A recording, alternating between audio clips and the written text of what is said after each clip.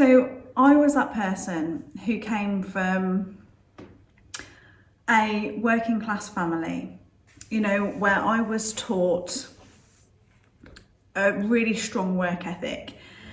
And for that, I'm really proud in so many ways.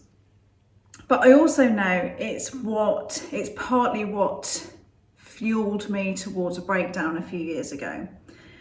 And that's because I believed that I needed to work really, really hard in order to be successful and build the life that I wanted and to have all of my dreams come true.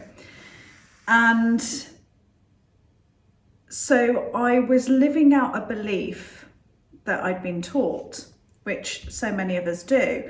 I know that the whole working hard concept is really strong in a lot of people.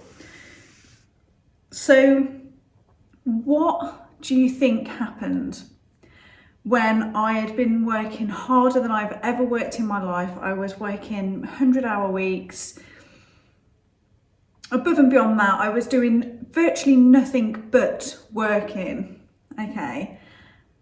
What happened when I had a breakdown and I could no longer physically, mentally and emotionally do that? In that moment, we're left with two options. I either find another way to live this life or I give it all up. And I close the doors to the business and we sell everything and that's it, we close the doors, because I can't go on any longer how I have been. It literally led me to lying in a heap on the floor. And so in that moment, I had to find another way forward. And that journey is the one that started me to reconnecting with my heart and my soul and being led by my intuition rather than what everyone else was telling me. And at that time, I was very fortunate to start to connect with a few people online who were living incredible lives and they weren't working 100 hours a week and they were enjoying the freedom and time to spend with their family and relationships and going on holiday and all of these things that I hadn't done for so many years. And so I knew that whilst I didn't know how to get there, I knew that it was possible. I knew that I wasn't asking something of myself and my life that no one else in the world was doing. And so that gave me the aspiration, if you like, of being committed to the journey of following my heart and really connecting with my own truths rather than those that other people had given to me throughout my life.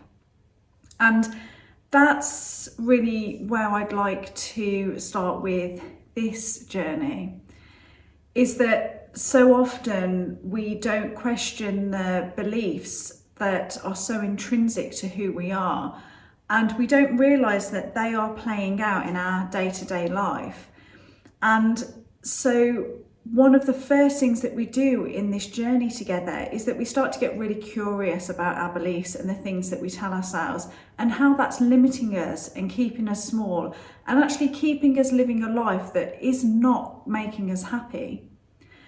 And once we start dropping those beliefs and eradicating them, it suddenly opens up the doorway to who we truly are, to connecting with our soul, to connecting with the heart of who we truly are.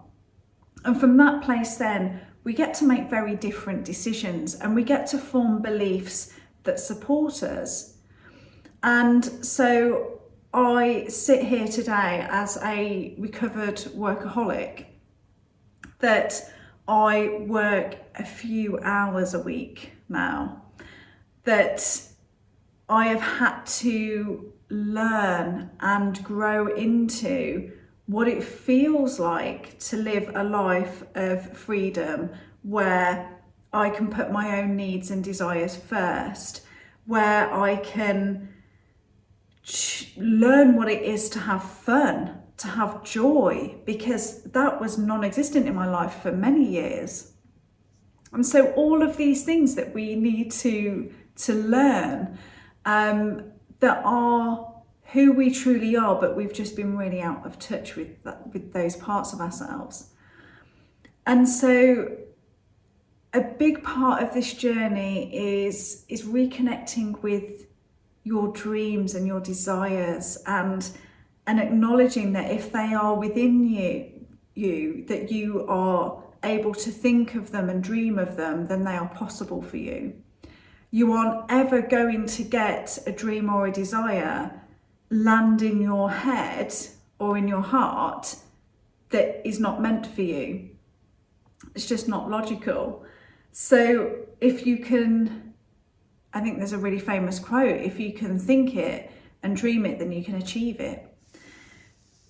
And that's where I'd really like you to lean into this work, to lean into the invitation that just because your life has been a certain way up till this point, it wasn't until I had my breakdown years ago now that I suddenly questioned this working hard belief.